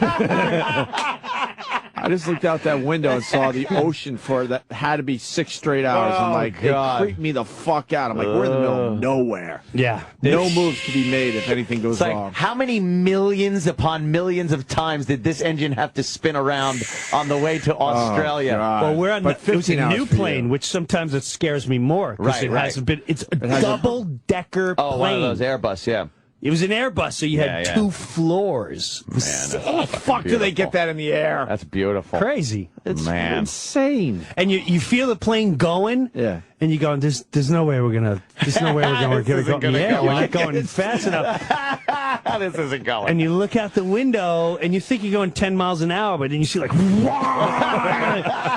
my God, we're going like 500, and it's On the ground. on the ground. Trying to get off.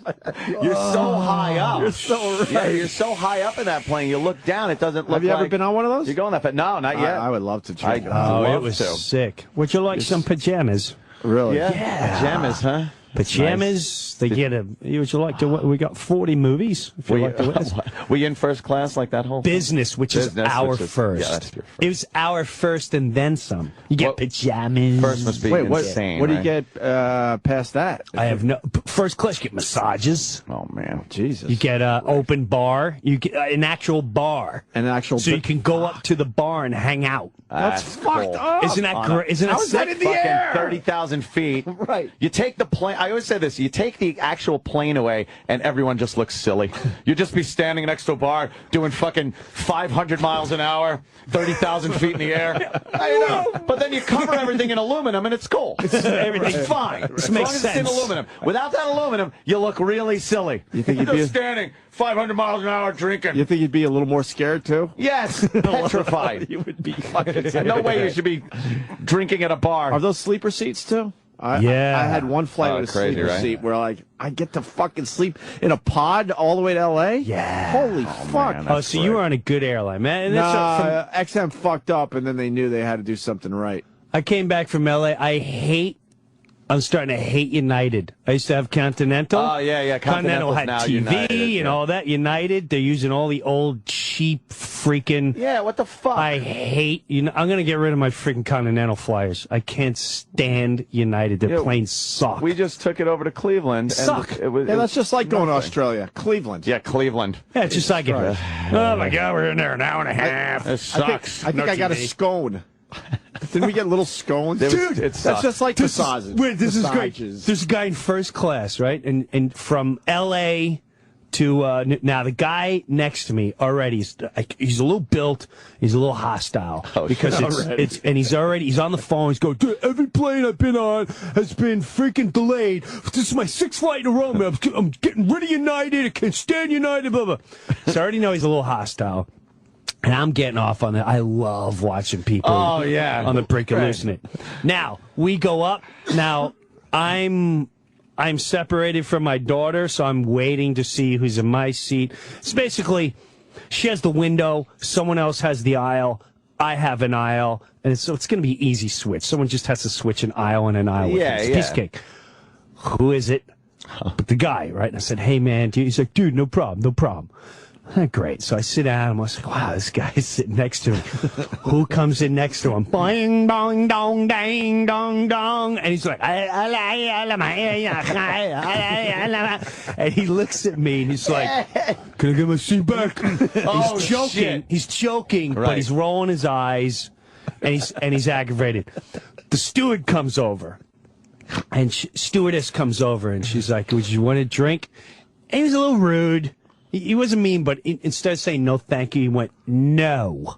Oh. He went, okay. So she asked the guy next to him. She's like, sir, and he's not paying attention. She's on the phone. Oh, God. And he's like, ah. She's going, sir, and the guy looks up and he goes, no for him. Oh, shit. I swear to God. No for him. Yeah.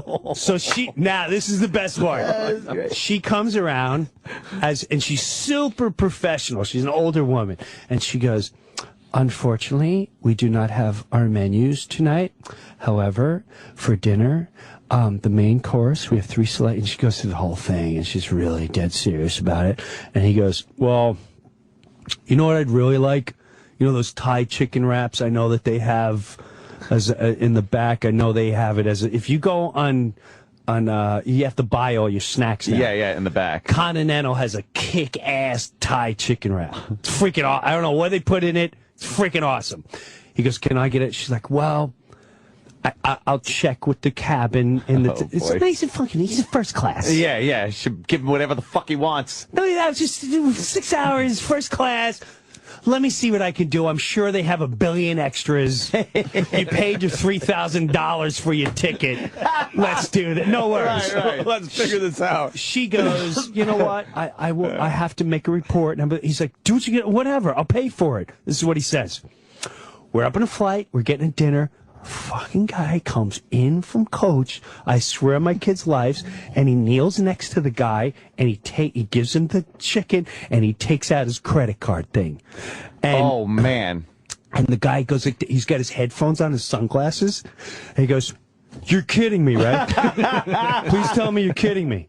He goes, "Sir," so he goes, I have 1.5 million miles with your company. I'm sitting in first class. You're going to charge me for a chicken Thai wrap. Is that what you're telling me right now?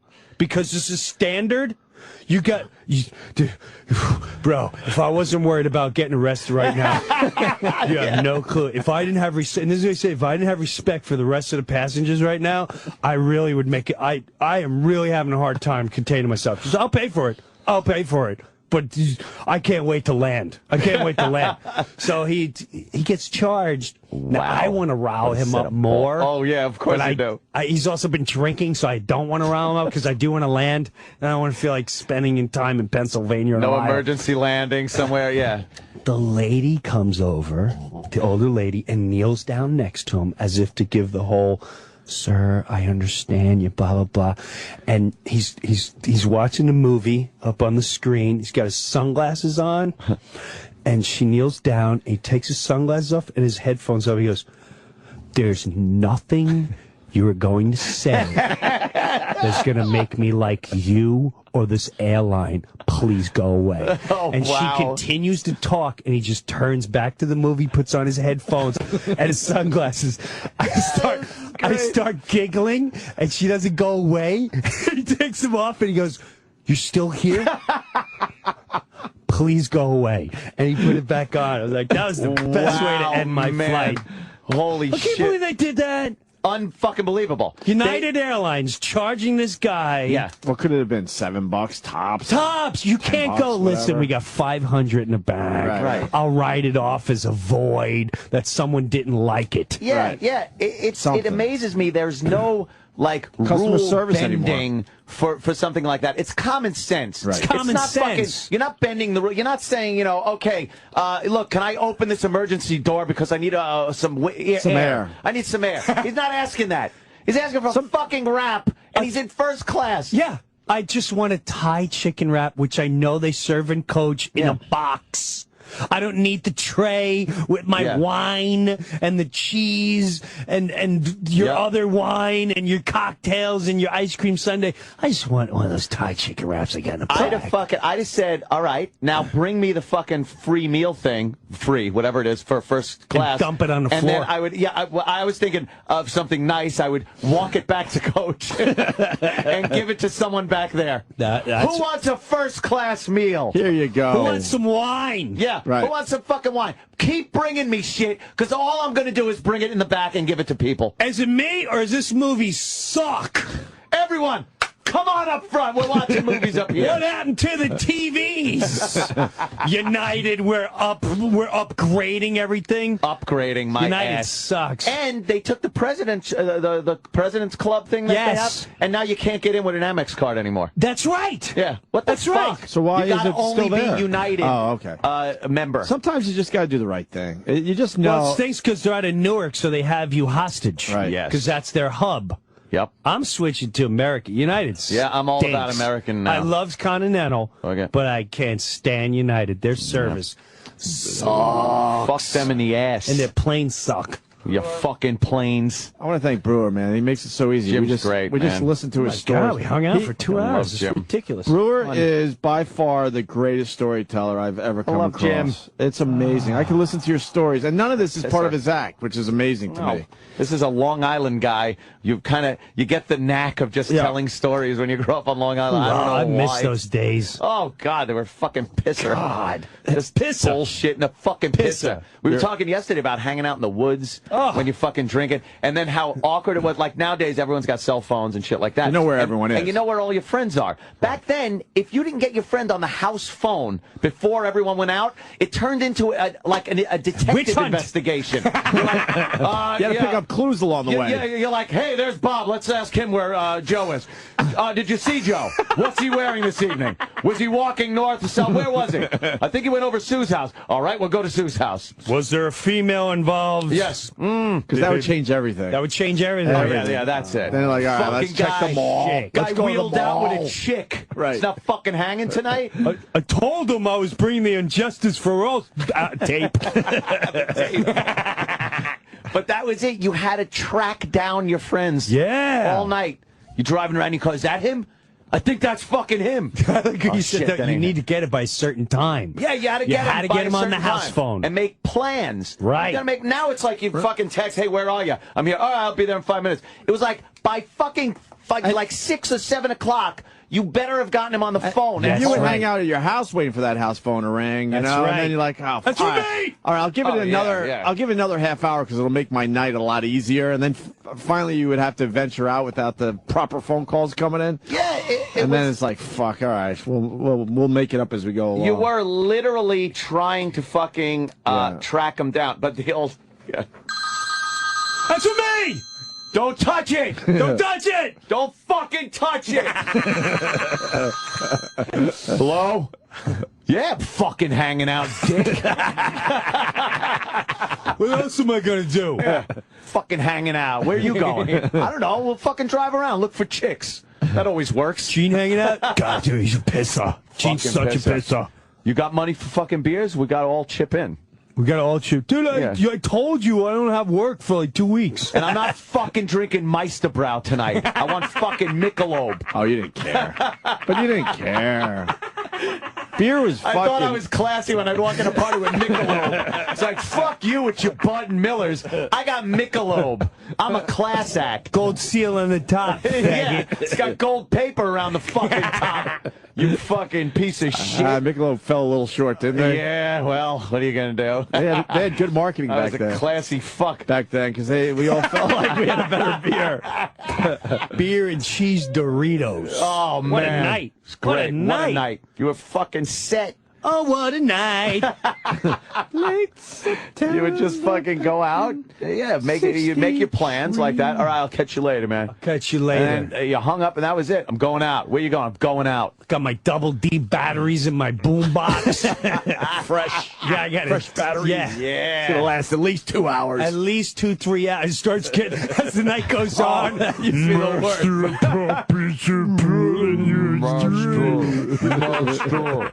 But if you're a little high, it wasn't that bad. It wasn't that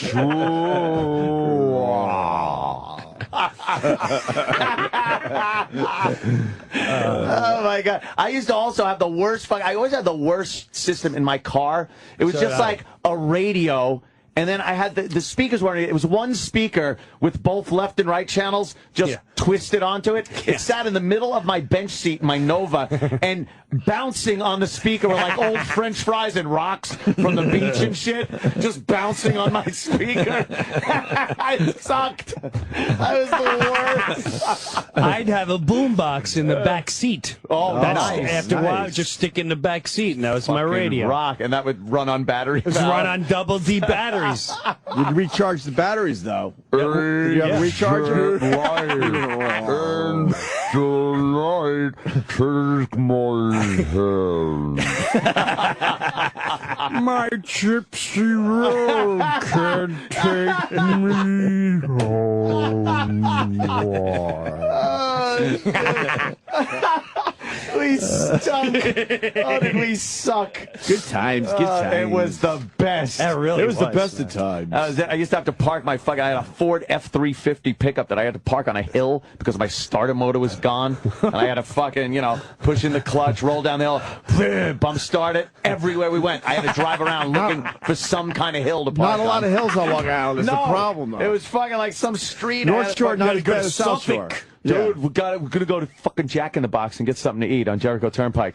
I don't want to go to Jack. I want to go to fucking McDonald's and stuff. No, we got to go to Jack in the Box. There's a fucking hill there. Fucking hill. The hills dictated everywhere I fucking went with that truck. You ate where you could find a hill? I needed a hill. God, that's great. We were just white fucking trash. Oh, it was great. Trash. God, that was fun. You miss Long Island, Jim? No, but when Ann starts talking like that, I miss the youth. Yes. On Long Island, the youth that I had on Long Island. Now, no, but I miss the youth that I had. Everything he talked about, the You're phone just having and fun. Yeah, that. Maybe it was just life in general. Yeah, No worries, just no fucking responsibilities. Yeah. Where you going? I'm going to fucking arcade. I need quarters. Shit. Fucking, you'd grub up some quarters from under the couch and shit, and then play some pinball. I want to play stickball. Anyone play stickball? Stickball. Wow, that's real old school. I'll try some stickball. I'd love to. I'll try some stickball. I'd love to whiff you at stickball, man. Let's try it, man. Breuer, the best storyteller fucking by love Jim. fucking far. A lot of fun. He's going to be at the Starland Ballroom in Sayreville, New Jersey this Saturday night. Fuck, that sounds like a great show. And It's a rock party. And I saw Brewer's new hour about it. I don't know, that must have been three months ago. It's tighter. It's a great set. I'm hopped up Your about it. concert shit is hilarious. I'm hopped up about it. Thank you. That's in July. I'm going to film that in July in Tarrytown. Really? Tarrytown Theater. July 14th. I'll make an announcement on Facebook. All right, good. JimBrewer.com, too. He's got a really good website. So he's putting videos and shit up there. Yes. Right. I would love to tell everybody. What? Where's this coming from? Believe me, I know. Please. Live reads. Oh, wait a minute. No, I like this because it's Steven Singer. We like all our And his sponsors, famous don't we? gold-dipped roses. Yes, Steven Singer's got the perfect gift for a Mother's Day. It's a gold-dipped rose. Oh, yes, it's a real rose dipped in pure 24-karat gold. Get it for your mom, your mother-in-law. It's the gift that lasts a lifetime. It's real, yeah. It's real 24 karat gold.